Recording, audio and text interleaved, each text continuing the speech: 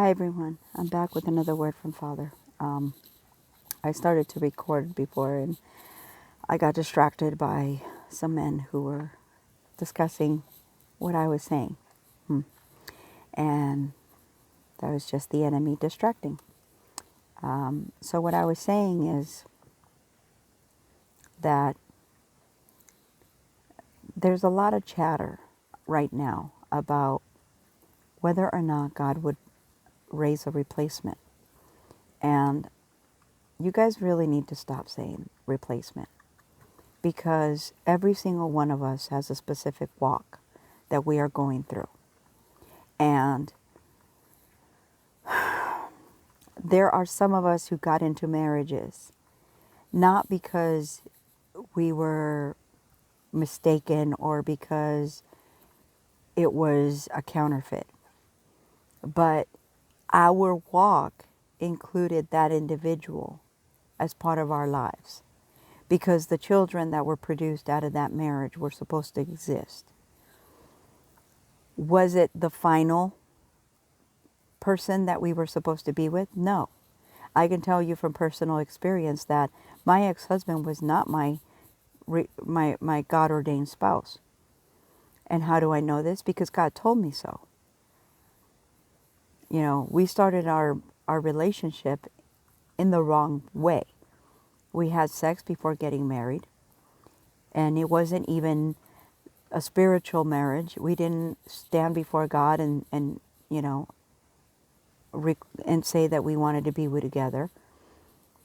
And so when God told me this isn't going to work out, and I asked him, but is this the path you have for me? And he said, yes.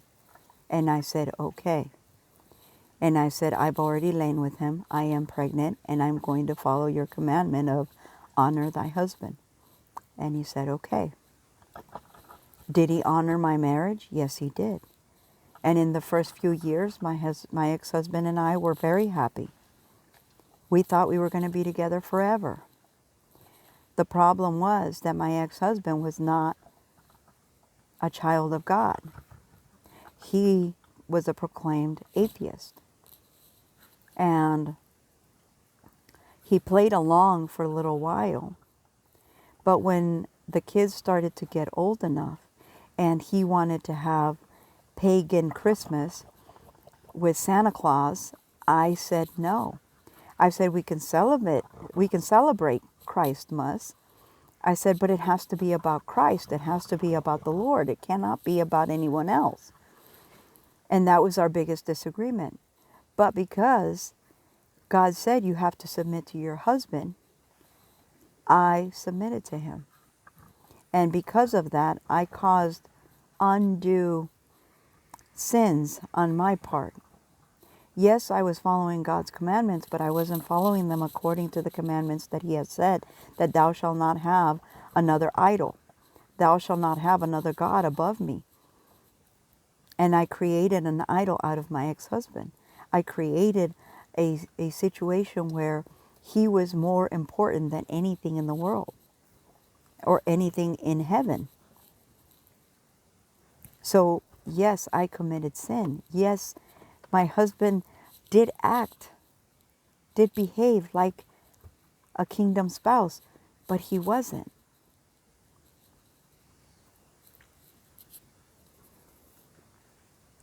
So, don't try to tell God how to be God, or whether or not he would be God, or what he would do or not do.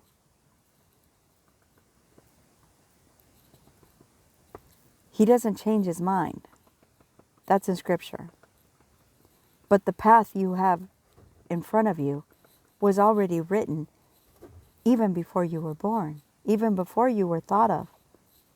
The path included every single turn, every single crack, every single person that was in your life was meant to be in your life. That's one of the things I'm realizing now that I'm writing my memoir, is that, well, the woman that raised me was not my mother. Had I been raised by my dad's family, my real dad's family, and I had been raised like the prodigal daughter, not prodigal, but like the because they elevated me. They made me feel like I was a queen and I was just a child. And God could see that had I stayed in that environment, I would have become snobbish and I would have become greater than thou. And I wouldn't have been humble and I wouldn't have been raised in a way that I don't look at myself as more than someone else or better than someone else. Because the woman that raised me made sure that I knew that I wasn't good enough. She beat me down every day and told me that I was worthless, that I was nothing, that I was worse than nothing. And when I got married, it didn't start out that way, but eventually it turned into the same thing. And then come to find out that it was the woman who raised me who taught my ex-husband how to manipulate and control me because he knew that I was going to divorce him. I was going to leave him because I wasn't happy. Because he was never meant to be my husband. But he was not, but he was a prodigal because he was a child of God. But he chose the world. He chose to walk away from God. Even after I brought God to him and I talked to him about God and I showed him the things that God can do in your life. I was a blessing to him. God gave him everything he wanted. Gave him a house, gave him cars, gave him money, and it wasn't enough because he wanted the world. He wanted to sleep with women left and right. He wanted to have, the wife and the mistress and the girlfriend and another side chick. He wanted his cake, he wanted to eat it, and he wanted to celebrate it. He wanted everything. And God said, no, you're not. If you won't come back to me, then you don't get nothing. And he will reap what he sowed, but, that's on him, not on me. I've repented and I've returned to God, and hence why the path that I'm on now. But that was not why I was recording this video. Holy Spirit takes over when he wants, and he chooses the words that he wants to use. So the reason that I recorded this video is because I am going through a full circle moment. I am at the end of my walk alone. I am about to walk into my marriage, and I am doing the final preparations for that as we speak. There is a final fast that I have to do for the next 11 days. And at that point, I don't know. I'm just being obedient because I don't think it's going to go through all 11 days. I think somewhere in between we are going to get back to connected because Father has been showing that to me and saying, it's time, it's time, it's time. And I noticed this starting on Sunday. When I first moved out to California, there were certain things that happened on my move from Arizona to California. I came from a mountainous area in Arizona, and the entire trip itself took 15 hours. That's how far into Arizona I was in. I was in northeastern Arizona, as northeastern as you can get. And I left with 4 low tires a busted radiator, um, no gas, and on Sunday of this week, no, so this was back in June when I moved to California, and this is the state of my vehicle when I moved. I got to my uncle's house. Everything was fine. He helped me with the radiator and explained to me that as long as I keep radiator fluid inside of it, it should be fine. I went and I had to replace tires. I bought them slowly, and eventually everything was back to normal. So here we are a year later, but now it's April. Now, last year in April was the beginning of my 100% devotion to God. There was no more lukewarm. There was no more half in, half out. I was committed to everything Father wanted. Because I had been in the world long enough, and everything that had happened to me up until that point only made me want to be close to Father. He led me to different prophets, the breadcrumbs that he put down on the floor were small nuggets in the beginning, and then they got larger and larger and larger so that I couldn't miss them. So here I am, full circle. This is the biggest full circle that I've ever had.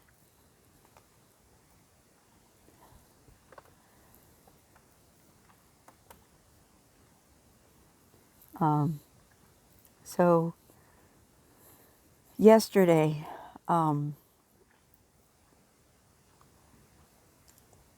radiator started acting up. And actually before I left, God reminded me to check the radiator. So I did. And I realized that the radiator was empty. There was nothing in it whatsoever. And God immediately reminded me of the first time that happened, that I realized that was an issue. And I said, it was when I came from Arizona. And he goes, that's right. And I said, okay. And then yesterday, the radiator was getting hot, and I was having to turn off the air conditioner, to open the windows, and it was a constant stop and go, stop and go, stop and go. And whenever you stop, because it doesn't give enough time for the fan to kick on, and so the car was starting to the temperature in the radiator was starting to rise, and if it gets over 300 degrees, it blows and destroys the radiator if you don't stop right away and let it cool. So I kept hitting every single red light on my way back from the park, because I was heading to a place where I could sit down and work on my memoir. And this morning, as I left work and I'm driving to the park where I'm going to take a nap and then eventually go to the park that I was at yesterday. And I went out so let me back up. Yesterday I had a water bottle that I had filled with water for my dog, so that I could give him water periodically throughout the day as he needs. And it was full. Well, it was half full by the time I finished using it. And I got to the coffee shop, and I went to look for the water jug. And I was like, what? Where did the water jug go? And I had the idea that, oh man, I know I took it out of the truck. Did I put it back in? Oh, you know what? Whatever. I left it behind. Oh, so be it. I have another jug that I bought the other day, and I'll just use that until Friday, and then I'll buy another one because Friday's payday. And so this was yesterday. This morning, as I'm getting to I was going to go fill up the jug, and God said, you know what? Why don't you just put water from the drinking fountain in the jug, and then on your way to the park, you can fill it up because the water place is on the way to the park. And this is how you know. See, this is confirmation that your blessing is on the other side of your obedience. So here I am thinking, I lost that water jug. It's gone. Because I looked for it everywhere in the back truck, and it was not there. And so I got out, took the dog out, took the water jug, went to the bathroom, took care of the dog, got some water for the dog, came back, and I wasn't going to pull out his bed because he has a little mattress that I bought for him so that he's not sleeping on the hard bench of the truck. And God said, just pull it out. I was like, okay. So as I'm pulling it out, the bed grabs onto one of the containers of dog food that I have for him. And it falls on the floor. Luckily, the container only has wet dog food and its packages, so none of it spilled. It was all still okay. And when it fell, I was like, oh. But I looked down under my seat, the driver's seat, and underneath is the water jug that I was looking for yesterday. Now, in front of my seat, in the back of my seat, I have two containers. The jug is too big to have gotten behind the containers because they're wedged behind my seat and fall underneath the seat. And I'll show you. This is the size of the water jug. And the containers are the same size for the dog food. One's slightly bigger and the other one's about the size of the water jug. And the water jug ended up behind the containers. And I was like, how? And Father says this. Actually, let me back up. So I'm out in walking back, and Father says, what does this remind you of? I'm like, when I first moved out and I started living in my car. And he goes, and you used to go get water from the place from the fountain next to the bathrooms. I'm like, yeah. And he goes, aren't you glad it's not that far? Like that one was? Yeah. I was like, oh my gosh, I used to take 2 containers. They weren't even jugs. They were just little water bottles. 2 little water bottles that I owned, that I had bought before when I was hiking and doing all those things. And so here I am using them for water for my dog. And I was like, wait, full circle? And he says, in a way, yes. He says, you have to go out the way you came in.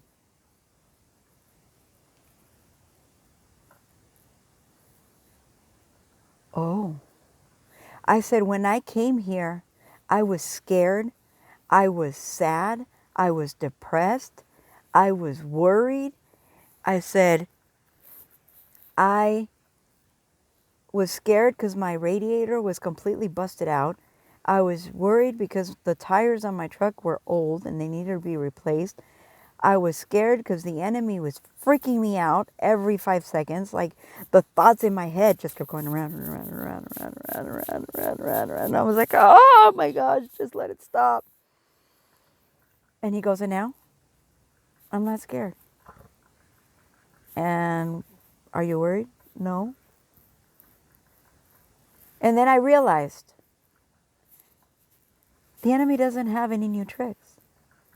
He's doing exactly the same thing he did before when I was trying to get to California. He has no new tricks. I've been through this before. I know how it ends because Father's going to take me there. And yesterday I kept seeing, every time I closed my eyes, I kept seeing a door. And I'm like, Father, why am I seeing a door? And he goes, because you're there. You're at the threshold. I just have to walk through? And he goes, when I tell you to, yes. And I said, but why is it closed? And he goes, because the enemy's standing in front of it. And I was like, that's why all these things are happening. All these distractions. The radiator, temperature going up. The fact that I've got half a tank of gas and I've got to make it to Friday. And I'm traveling 30 miles each way, uphill, both ways. Because it's uphill going there and it's uphill coming back. And he goes, yep.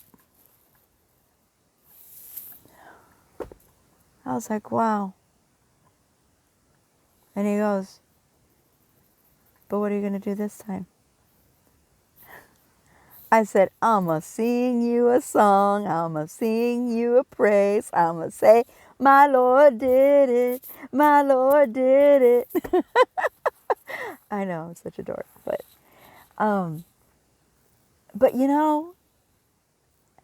when you start to think about where you've been and where you're going, and you start to realize that everything that you've gone through, everything that you have experienced has prepared you for the end. Because in the end, you're not scared anymore.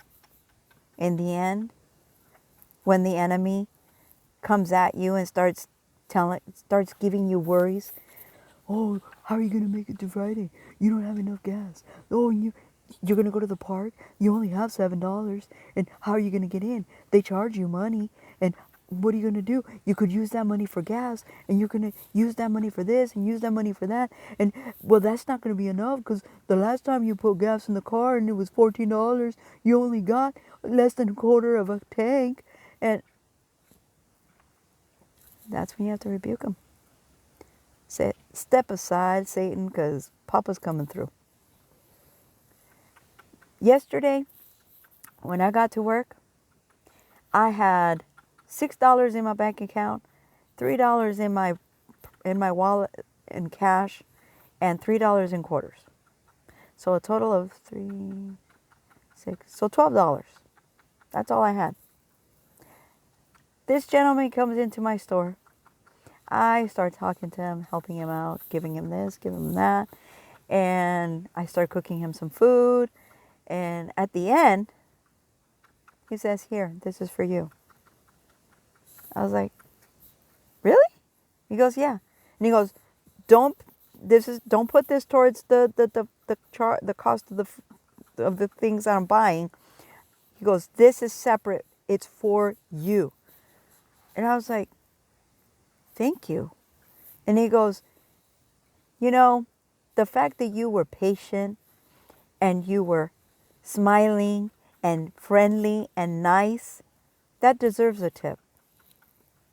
I was like, well, thank you. I like being nice and I like being happy. So thank you for rewarding that. And As soon as the gentleman walked out the door, I looked up and I said, "Thank you, Dad. Thank you, Papa. Thank you, Father."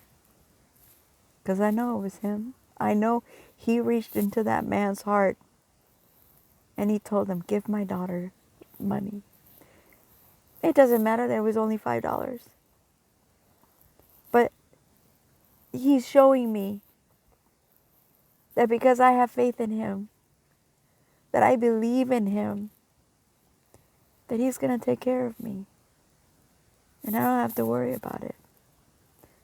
I mean, I'm much better off right now than I was when I moved. Back on December 9th, I moved from one city to another. On December 9th, I moved into a place in my car. I moved out of an apartment. My car broke down and I was stranded for 5 weeks. In those 5 weeks, I didn't have food. I didn't have money. And I had no phone. I had just quit my job. So I had no job. My puppy was starting to get sick. And I could see no way out. And just like God fed Elijah in the desert, he fed me.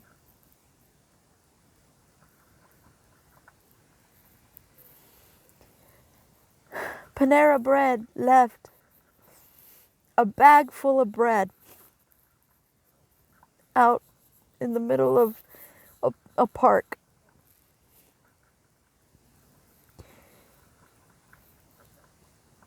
God told me, take what you need.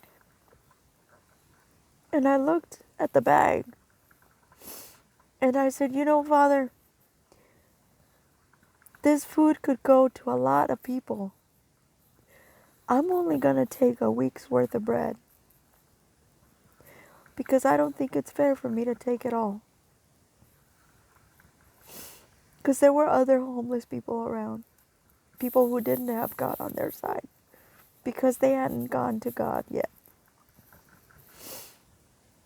So I only took 5 pieces of bread.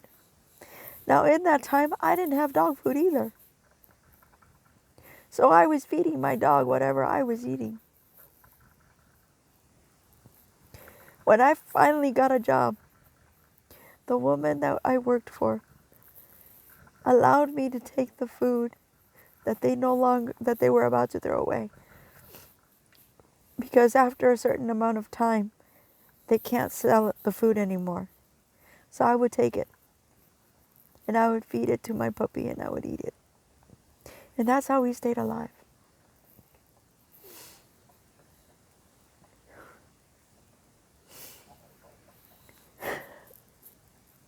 And now looking back on that day, during those 5 weeks, yeah, I'm still living in my truck, but I've got food in my belly. My puppy has food. I don't have to think about where my next meal is going to come from. I can choose what to eat. But what he did for me was he gave me perspective on how people who live on the streets are living and the hardships they're facing and the fact that they don't have a kind face or a kind smile looking at them. They're being pushed around. They're being kicked out of their homes because the streets are their homes. And nobody wants them.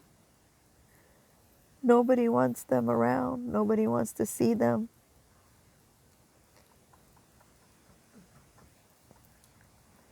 You know, and a lot of these men and women, I've made friends with them.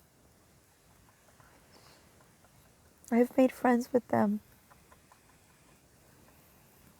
And because of that friendship, I've been able to see a different side of them, a side that most people don't get to see. But when you're looking at your life and the enemy's coming against you, just remember, one day you're going to turn around and you're going to see the distance between where you began and where you are now. Because when you're about to move into a different area of your blessings, and the reason I'm going in this route is because I had been thinking of the moments that led up to a breakthrough. And it's uncanny how Father brings words to you when you need like that next nugget. There is a woman who has a ministry by the name of Diana Faith Ministry. And she had a video where she talks about the moments before breakthrough. And that's exactly what she was discussing. She was discussing the moments before your breakthrough and what it looks like before you break through. And she was talking about how the things that start to happen right before the breakthrough mimic the things that happened in a previous season to get into the season that you're in now. And I was like, so today, my moment of realization came when God said, what does this remind you of? And I was like, oh my gosh. The moment before I got a job, before you led me to this job that I'm in right now, this and this happened. And before I left where I was at, before I left Arizona, this and this happened. And he goes, uh-huh. So what are you about to do? I'm about to break through. Which goes with the dream that I had yesterday morning. And in that dream, I was driving my car and I was pushing the brake. And every time I pushed the brake,